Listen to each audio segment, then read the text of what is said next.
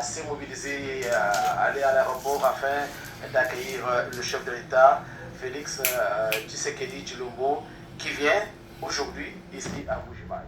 C'est dans cette optique que nous recevons aussi différentes personnalités, dont certains membres de la cellule, je dire, de communication, des communicateurs du chef de l'État, qui sont déjà avec nous ici à Mbuji-Mayi. Ils viennent toujours pour sensibiliser la population, annoncer la bonne nouvelle, celle de l'arrivée du chef de l'État, qui vient certainement avec un bon discours pour l'année 2024 qui va commencer et son deuxième mandat qui va être lui accordé d'ici le 20 décembre prochain, le jour des votes. C'est pour cela que nous recevons sur ce studio, dans ce plateau de votre télévision, M. Jean-Claude Moubenga. Il est l'un des communicateurs du chef de l'État. Il est avec nous ici à Mbuji-Mayi. Déjà sur notre studio, notre plateau.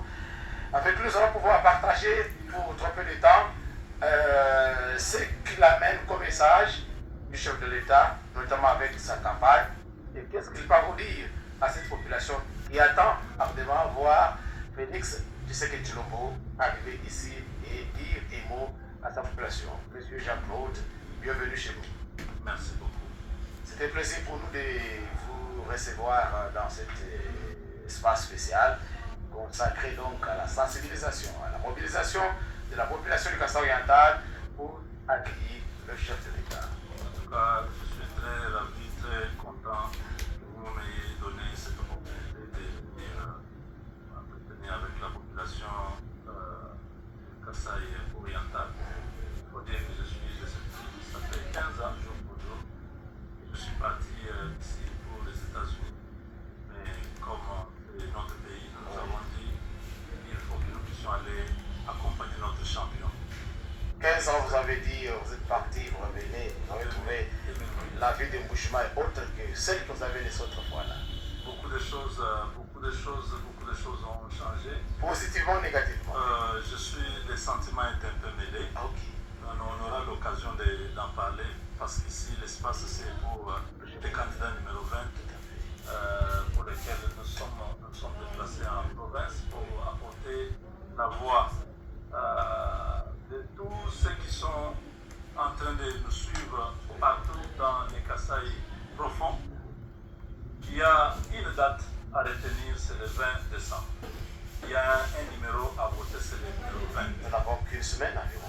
Nous ne pouvons pas aller à gauche, à droite. Oui. Tout le monde doit répéter comme une récitation. Tous les Congolais ont un candidat, c'est Félix Antoine Tshisekedi Tshilombo. Et ce candidat porte le numéro 20. N'oubliez pas, ne confondez pas, c'est le but de notre présence ici. Sensibiliser, mobiliser, mettre à point tout le peuple à pouvoir aller voter. Même s'il pleut, même s'il neige, même s'il fait chaud, ce jour-là, il faut sortir. Il faut sortir, il faut aller donner les voix. Ne dites pas, non, lui a déjà gagné. On voit partout, il a fait le plein. Non. Votre vote compte. Chaque vote compte. Chaque voix compte. Ou chaque voix compte. Donc nous tenons compte de vous, nous comptons sur vous. Surtout moi, tout le monde Kasaï, nous voulons faire 100% ici. Nous ne pouvons pas donner même une seule voix aux candidats de l'étranger. Mais nous avons les enfants du pays. L'enfant du pays, c'est Félix Tshisekedi. Voilà pourquoi nous sommes là. Si vous avez été Félix Tshisekedi Tshilombo, quel bilan allez-vous donner à la population? Qu'est-ce que vous allez faire? Qu'est-ce que vous allez dire à la population? Vous avez passé 5 ans pratiquement pour votre premier mandat. Quel serait votre discours? Mon discours, c'est un discours optimiste. Oui. Parce que le pays, nous l'avons trouvé en lambeaux. Le pays était complètement dans un coma artificiel. Il fallait réanimer le pays. Il fallait ramener le pays d'abord à l'état de respirer et pour voir maintenant comment administrer les médicaments nécessaires pour permettre au pays de commencer à marcher. Là, nous sommes encore dans cette transition-là, où on a perdu une année uniquement avec l'ancien après l'année, et c'est la Covid qui s'amène, nous avons encore perdu une année comme ça. Dès qu'on sort un peu, on veut respirer, il y a eu la guerre russo-ukrainienne. Et toutes ces crises à répétition n'ont pas permis à ce que nous puissions vraiment mettre en chantier tout ce qu'on avait promis depuis le début. Mais Félix Tshisekedi, un homme d'État, n'a pas attendu que tout soit bien sur les rails pour marcher, pour commencer à fonctionner. C'est dans cette turbulence, dans ces méandres de la crise à répétition qu'il a lancé plusieurs chantiers, notamment la gratuité des enseignements. Ça, c'est purement pour toucher à la population, au social. Parce qu'il faut le dire, il n'y a pas d'emploi. Il ne faut pas qu'on se cache le visage. Tout le Congo, les gens ne travaillent pas. Les gens se battent pour vivre. Mais quand l'État dit, OK, vous, les parents, ne payez plus, il faut qu'il y ait une compensation. Parce que les enseignants ne vont pas aller enseigner gratuitement. C'est-à-dire quoi? On a les 100 $ que vous donniez à l'école pour votre fils. Si vous en avez 5, c'était 500 $. 500 $. Félix dit, moi l'État, je vais commencer à donner les 500 $. Garde les 500 $, fais autre chose avec ça.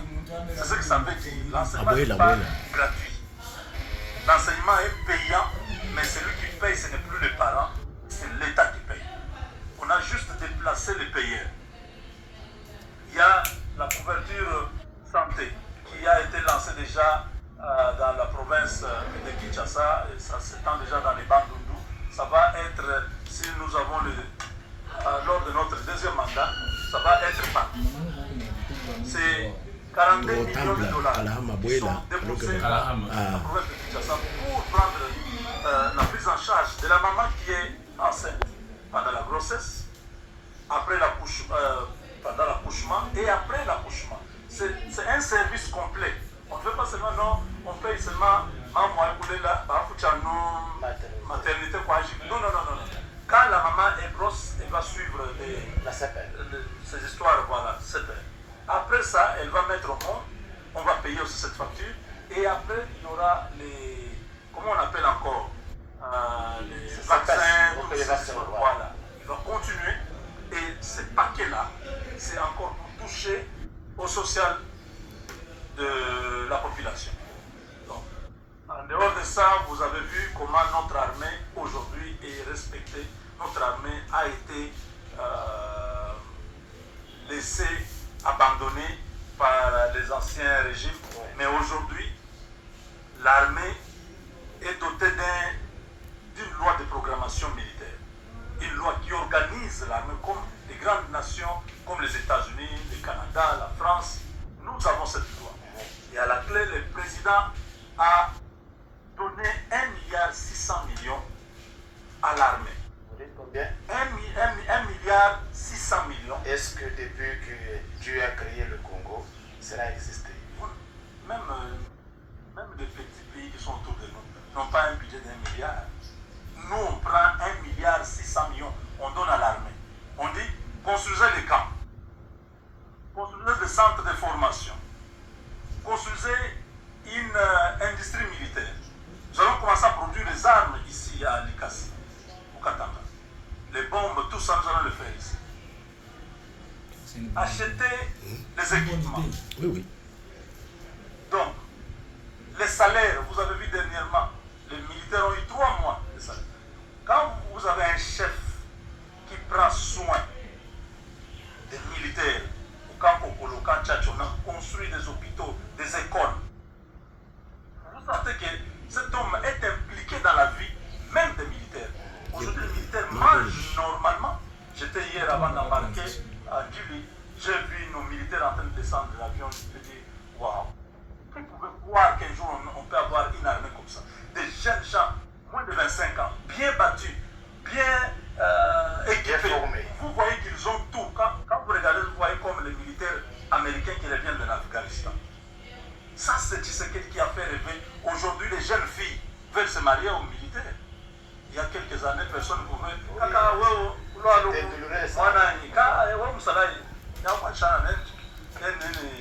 C'est quel malheur ça.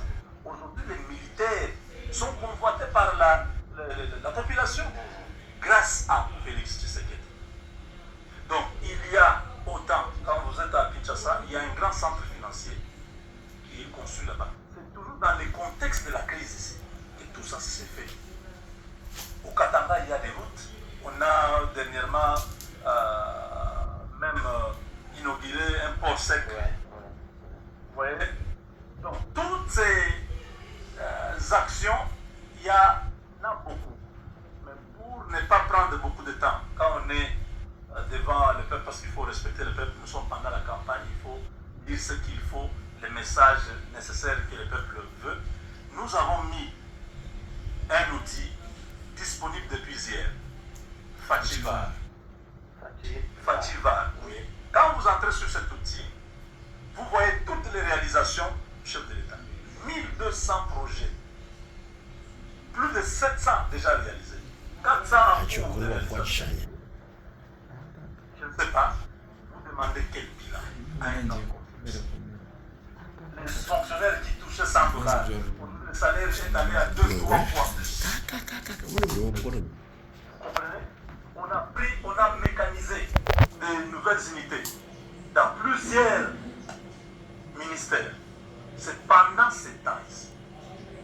Aujourd'hui, l'État congolais est capable de faire l'importation pendant 5 mois sans s'inquiéter.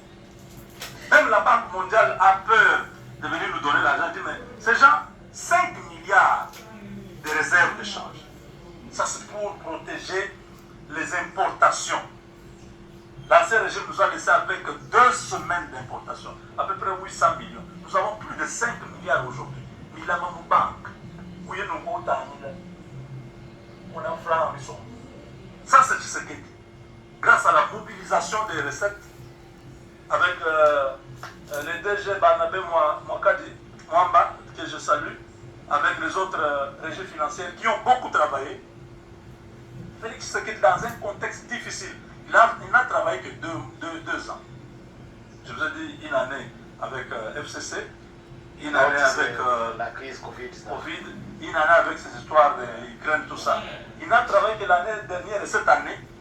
Mais regardez, en 2 ans, nous partons de 4 milliards de budget. On est à 16 milliards, mon frère, même si on peut refuser à quelqu'un.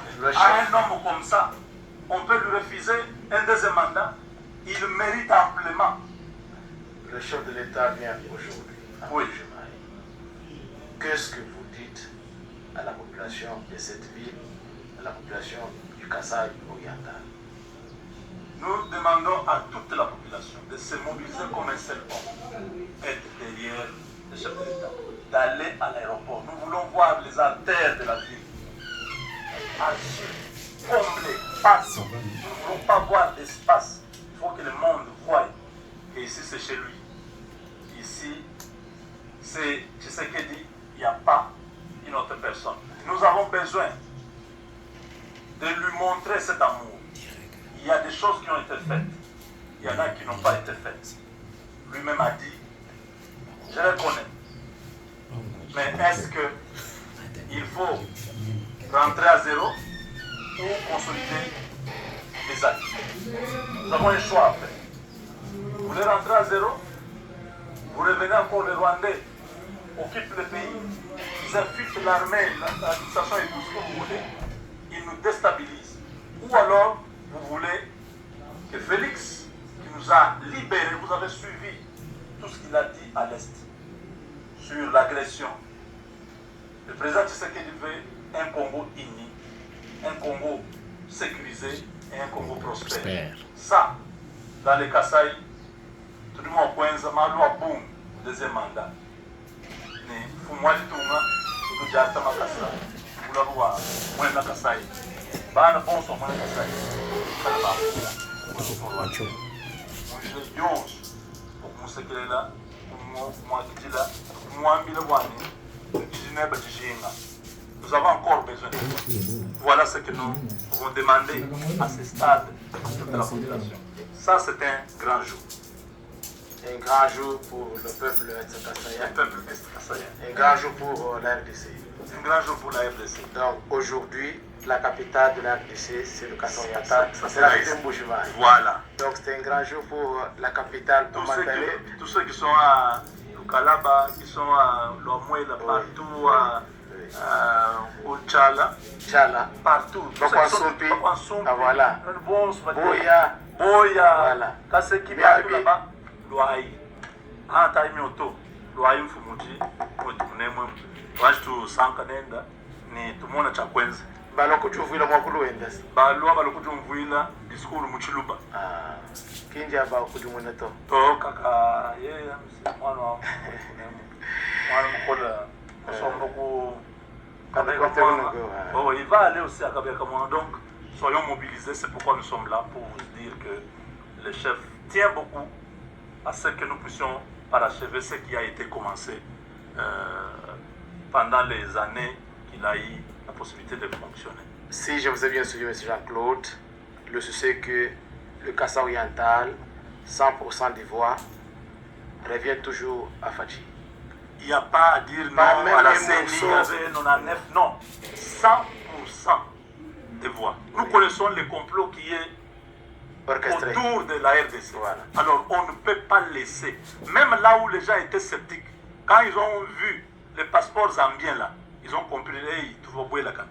Donc maintenant là, quand on va payer, quand on fait ça, il faut que nous comment. Quand tout le monde chef coutumier ah aussi c'est comme ça, il n'y a rien de mauvais à dire ça. C'est-à-dire mamwenda mukaite difwali kukwao ningo Espagne ningo yagnango kadi kuyenda do to ndikana mashaveni to wetu duko ku Chilombo ki wetu 100%, on insiste, oui. Ban bon sou, des jeunes filles, des jeunes garçons, ba mam. Surtout nous nous tout ba bon ba mam. Faut y nous yon. Tout le monde ne Chilombo tu ndene mam. Ba bon so ba tu ndanka yabo. Ba so ko ba ba na. Lo man. Non ba mam, faut y nous yon.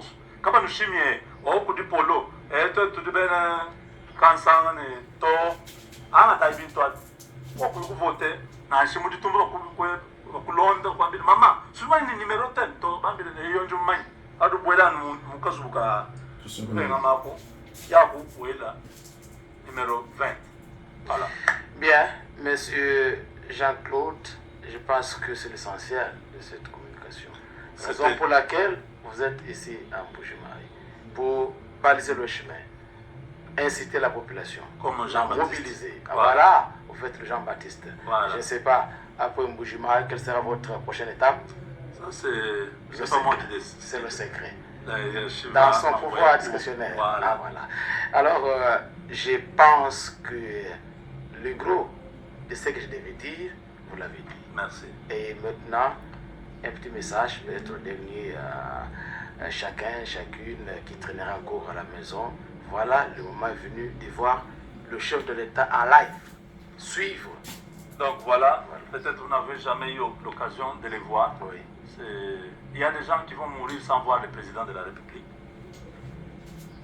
Il y en a qui sont morts sans voir Mobutu ou les autres. Mais vous avez aujourd'hui l'occasion de voir celui que Dieu a élevé parmi nous. Le pouvoir vient de Dieu. Félix sera ici avec toute sa délégation. Dieu nous l'a envoyé. C'est le moment de commencer à vous diriger parce que d'ici l'après-midi, il sera là.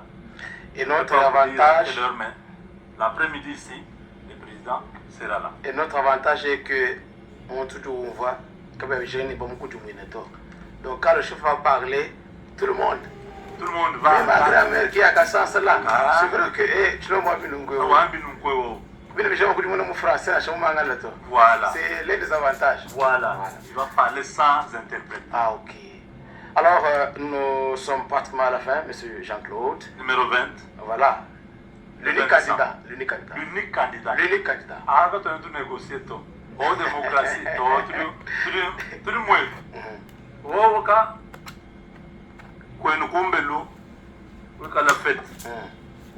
voisin fait. Oui, il y a fait là. Quand on a Fatima! Ah, c'est fait au doigt un joint de bonne. Ah, oui, quoi, ma voisin. C'est quoi, quoi? On peut choper pour valer. Oui, Oui, mais faites aussi.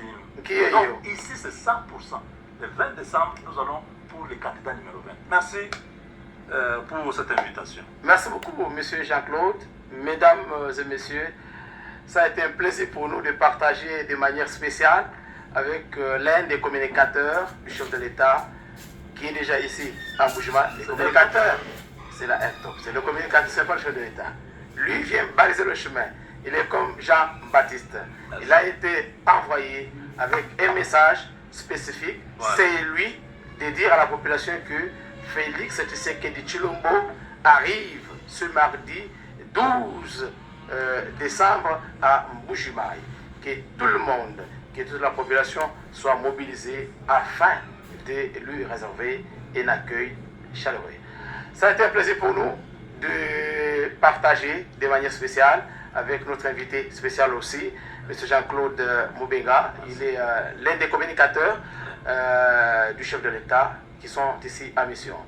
Nous avons été servis techniquement par nos techniciens. Il s'agit bien de Bonheur Ngandou et de Isaac Ngandou. Ensemble, nous vous disons grandement merci et souhaitons que vous serez toujours nombreux à suivre cette chaîne, aller aussi à l'aéroport et aussi, n'oubliez pas, le jour J, le 20 décembre prochain, retenez en tête le numéro 20, le seul candidat et l'unique d'ailleurs pour la présidentielle. Merci et à la prochaine. Au revoir. Merci. Fatima, l'amour de la patrie coule dans son ADN.